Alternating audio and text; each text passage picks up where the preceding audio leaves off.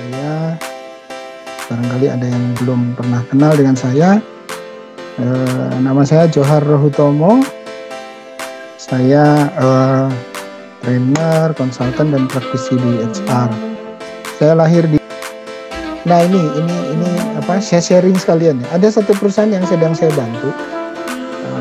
Saya bantu perusahaan bukan yang gede-gede gitu ya. Saya bantu justru UKM kebanyakan.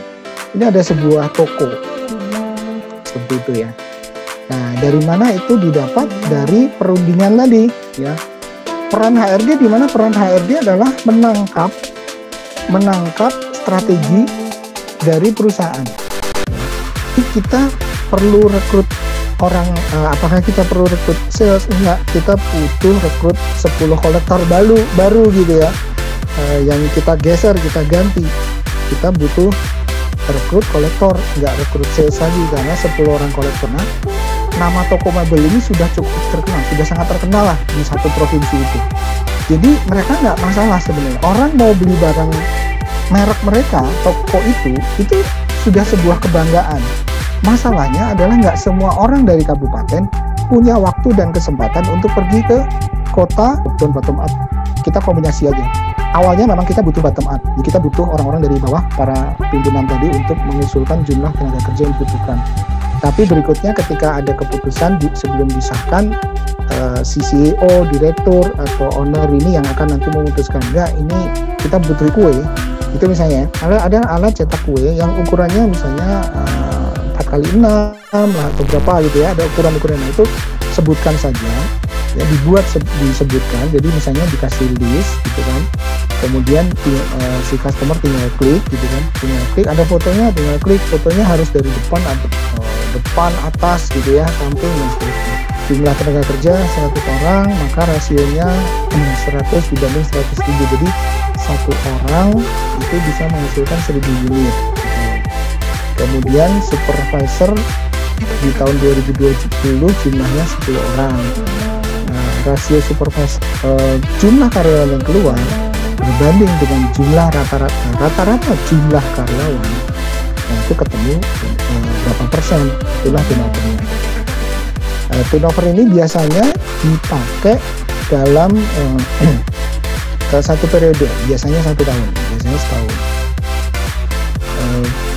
Mungkin secara karir ya naik sedikit lah gitu. Kalau ini lebih pada tadi Bapak Ibu ya, kalau kita bicara tadi Pak human capital, di human capital arahnya ke talent, arahnya ke people development program. Ketika ada perusahaan yang sudah melakukan program gitu ya, ada individual development plan sama individual career plan. Ini dua hal yang berkaitan gitu ya. Pengembangannya apa, karirnya mau jadi apa, pengembangannya apa gitu. Nanti baru masuk ke ada training reguler. Nah, dari situ kan dipetakan kembali gitu ya, dipetakan kembali orang-orang yang punya potensi untuk dipromosikan. Nah, kalau kaitannya dengan NDP ya ini tadi, organisasi yang berkembang gitu ya. Nah, istilahnya apa, layak, maka dia bisa menempati posisinya atau kira-kira 6 bulan sampai 1 tahun lagi. Yang mau saya sampaikan tadi bahwa performance appraisal itu penting ya, perlu gitu ya. Kemudian mengakses potensi juga penting. Ada Pak Handoko nih A1, umur masih 50 tahun, masih ada waktu bukan. Ada Pak Sudirman masih A2 ya, kalau Pak Yanto masih B3. Di bagian lain ada Bu Rospa C2, ada A1, tapi ini Bu Nuka, Bu Putri ini A1. Kompensasinya 1,8, jadi total budgetnya 7,2. Kita total budgetnya yang setahunan ya. 1 tahunnya berapa? Nah kalau misalnya ini cleaning service nih butuh 2, kita nggak perlu ini bukan karyawan tetap, di handle langsung sama owner gitu, di handle langsung sama owner. Saya butuh orang-orang yang dalam jangka pendek ini nanti saya akan butuh setelah 3-4 bulan operasional gitu ya. Jadi mungkin semester depan saya baru akan rekrut orang-orang ini. Tapi untuk sekarang tidak bisa ditentukan ya. Tiba-tiba zona merah, wah orang nggak berani pergi gitu ya. Ini juga banyak nih. ketika ya, kemudian Bapak Ibu apabila membutuhkan diskusi atau barangkali belum terfikir pertanyaan, setelah training ini baru terfikir pertanyaan, boleh hubungi saya.